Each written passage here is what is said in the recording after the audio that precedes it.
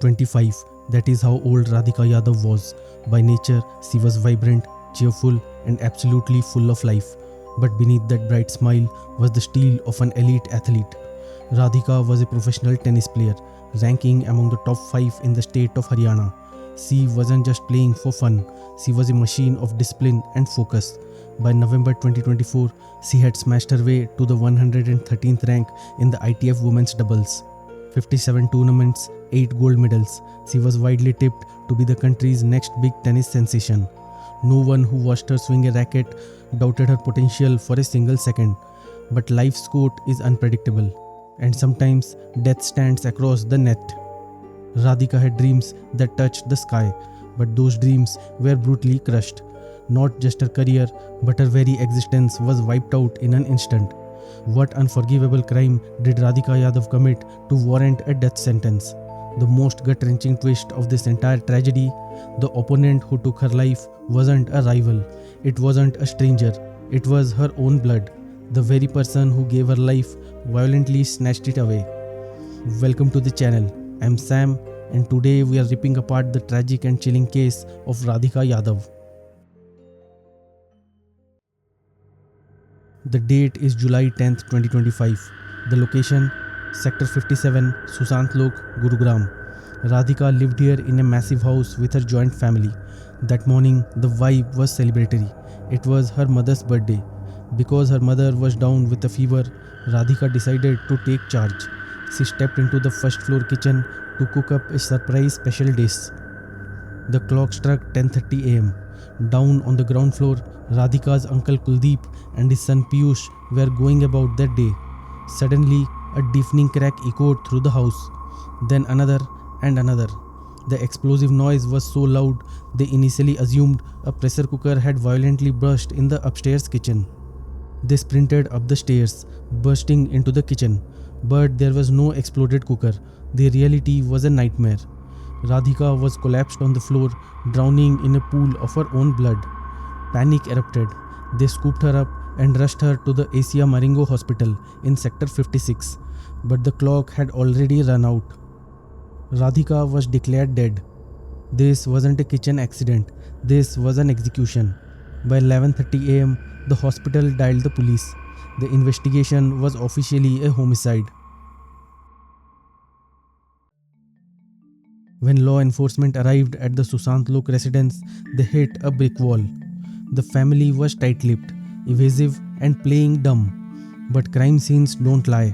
The blood-soaked kitchen floor and the bullet lodged deep into the kitchen wall painted a very clear picture.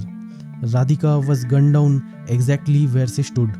Under intense police interrogation, the facade finally cracked. A confession emerged. But it wasn't from an intruder. The confession came from Deepak Yadav, Radhika's own father. His statement to the police sent shockwaves across the nation and birthed a frenzy of wild conspiracy theories. Deepak's official confession went like this.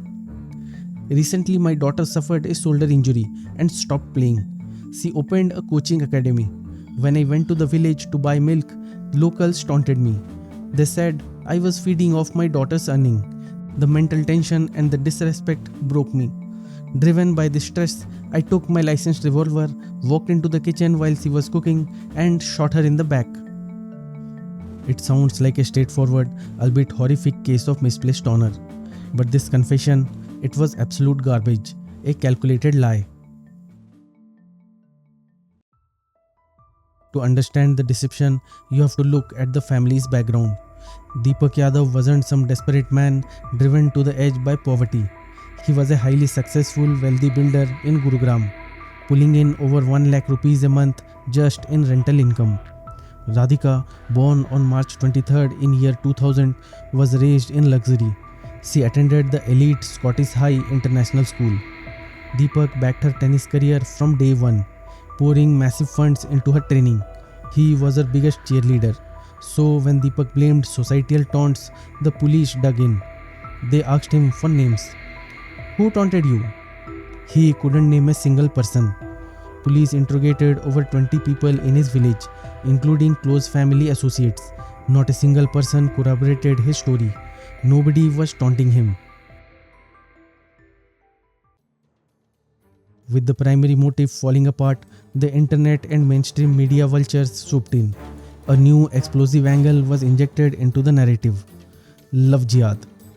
Weeks prior, on June 20th, a music video titled Karwan was released.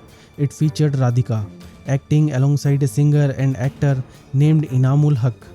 Social media trolls and TRP-hungry news channels immediately spun a fabricated narrative. They claimed Radhika was having an interfaith affair with Inam, bringing shame to the family, prompting the honor killing. The reality, completely baseless. Radhika had met Inam's team purely by chance during a promotional shoot in Delhi for the Punjab Tigers tennis team.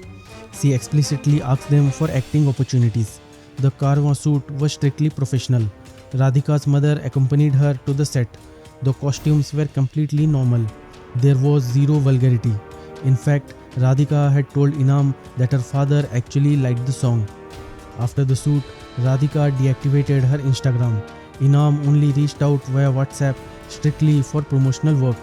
He didn't even know her as a friend, let alone a romantic partner. The police officially debunked the love affair theory. It was a dead end.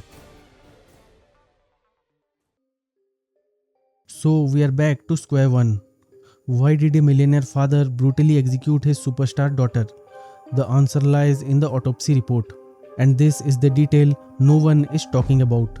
In his confession, Deepak claimed he shot Radhika from behind, but the forensic entry and exit wounds proved beyond a shadow of doubt that Radhika was shot from the front. Why lie about the angle? In criminal psychology, shooting someone in the back signifies premeditation, shame, or an inability to make eye contact. But shooting from the front, that is pure unadulterated rage. It's an assertion of dominance and control. By lying, Deepak was actually trying to secure a harsher punishment. A premeditated back shot under IPC Section 302 or BNS Section 101 carries the death penalty, but a front shot in sudden rage under IPC Section 304 or BNS Section 106 often carries a lighter 10-year sentence. Deepak was so consumed by guilt after the fact that he explicitly told his brother he had committed Kanyavad, the slaughter of a daughter, and demanded the police to build a case that would send him to the gallows. He shot her 4 times. That was overkill, a tragic symbol of ultimate frustration, where love is entirely replaced by the need to destroy what you cannot control. The truth of the motive was hiding in plain sight. Radhika wasn't a daughter to Deepika. She was a project, an investment, a symbol of his own success. Her closest friend of 10 years, Himsikha, shattered the illusion of the perfect Yadav family. Radhika lived in a golden cage. Her life was suffocated by extreme orthodox restrictions. She had to constantly justify who she was talking to, even proving it via video calls. A year prior, in October 2024, Radhika texted her former coach in Dubai. She was desperate. She wanted to escape to Australia or Dubai, take independent courses, and just breathe. She was choking on conditional freedom. Deepak's obsession with his tennis career eclipsed Radhika's actual humanity. She was allowed to wear miniskirts on the court, travel the world, and train relentlessly, but only because it served the family's ambition. The moment she showed interest in acting, the moment she wanted to step out of the rigid box her father built for her, the foundation cracked. This was not a case of sudden anger. This was the violent climax of toxic possessiveness disguised as parental care. Deepak didn't accompany her to training out of love. It was pure surveillance. When Radhika finally started pushing back against the emotional suffocation, Deepak didn't see his child. He saw his control slipping. He saw his investment rebelling. And his ego simply could not handle it. We often preach about freedom, but forcing a child to chase success at the cost of their emotional autonomy is a failure of parenting. Radhika Yadav didn't die because of society. She didn't die because of a music video. She was executed because she wanted to be a human being. But her father demanded she remain a puppet. Taking a life is not saving honor. It is murder. Plain and simple. Stay sharp, stay aware. I'm Sam and I'll see you in the next one.